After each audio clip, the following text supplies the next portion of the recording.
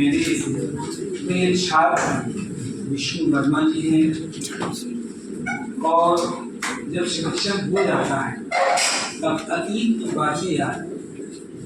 संस्कार आपने देखा विद्या के मंदिर में कैसे आए, पैर छू के ऐसे पुष्पेन को भी देखा। ये संस्कार है। अतीत की बातें एक आध बताते हैं। बिहार में नहीं, फर्स्ट अटेम्प्ट में बिहार में नहीं हुआ। थोड़े से निराश होना चाहिए, मैंने नहीं होने की। हमने कहा वर्मा जी ईश्वर कुछ अच्छा है और वो अच्छाई आपके सामने।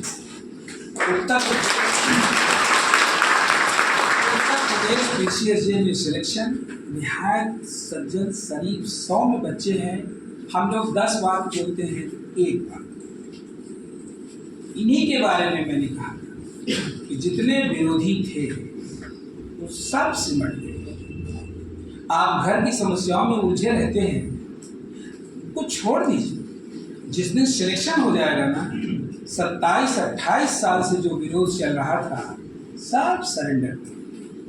बाकी यार आप जानते हो मैं क्या बोलूँ क्या ना बोलूँ, ये मेरे समझ में नहीं आया। जो समझ में आया वो बोले। और मैं इनसे एक बात और कहा करता था कि आपका सिलेक्शन जरूर होगा। जब उस दिन सेलेक्ट हो गए तो कहने लगे कि सर आप इतना श्योर कैसे थे। एक ऐसा लक्षण है इस बच्चे में,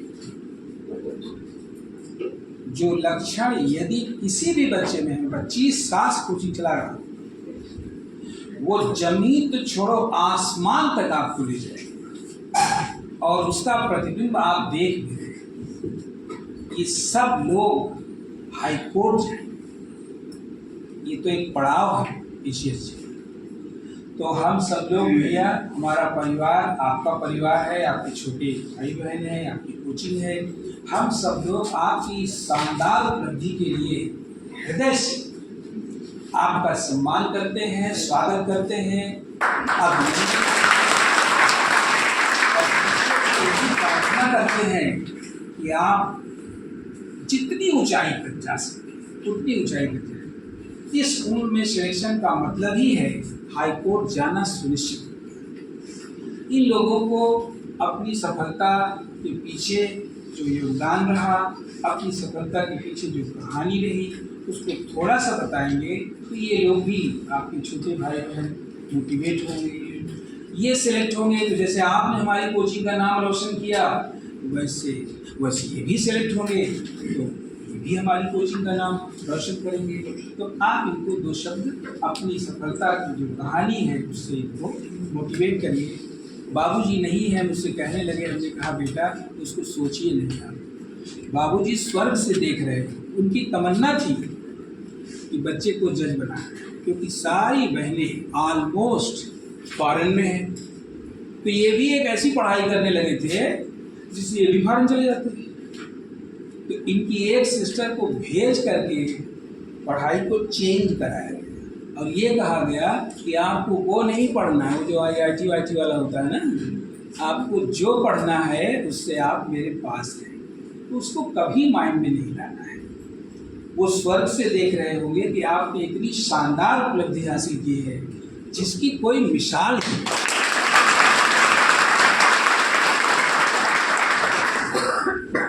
गुड मॉर्निंग मेरे भाइयों बहनों।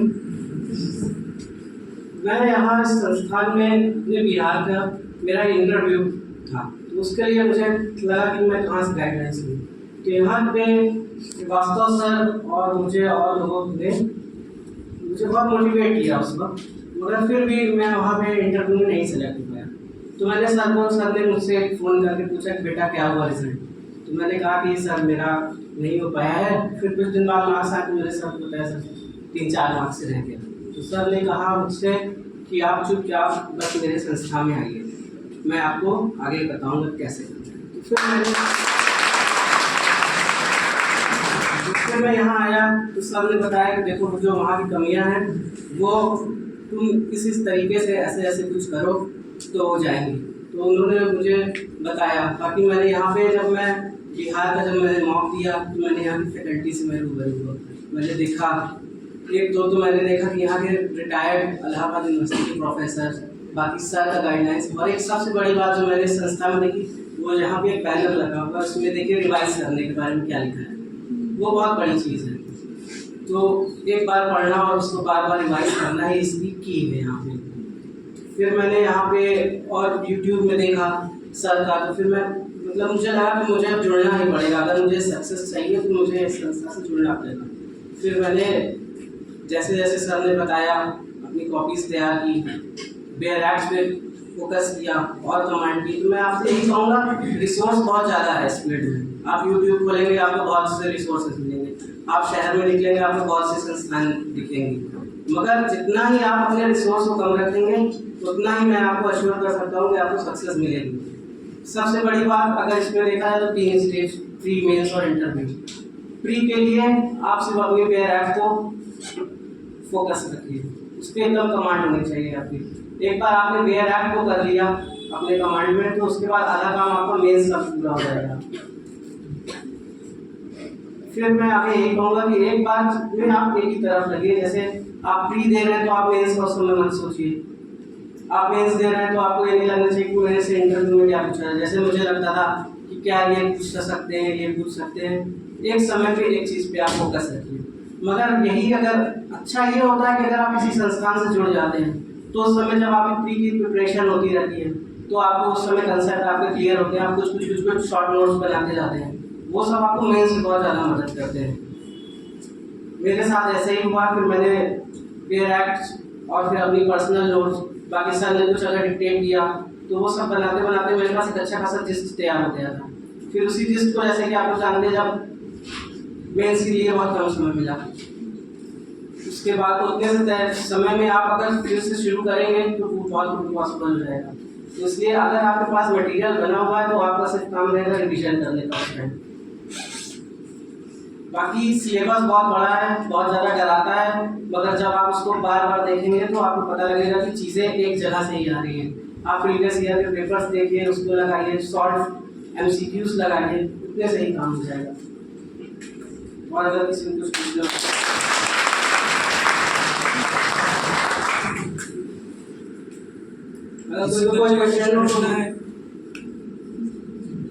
किसी बच्चे को अगर कुछ पूछना है तो पूछ सकता है।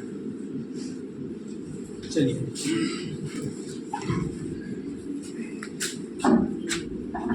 बेटा ये मैं सभी बच्चों को अपने शेष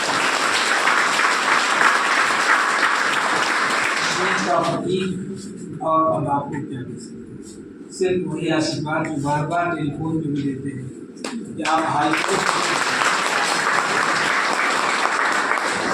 के जज बनिए। और वो आशीर्वाद मुझे फलता हुआ दिख रहा है क्योंकि रास्ता बन गया, मार्ग खुल गया। इतनी कम उम्र में सिलेक्शन अपने आप में ये डिनोट करता है कि surely you will go to high. और जब हाई कोर्ट जाएंगे फैसले देंगे तो हम आएंगे।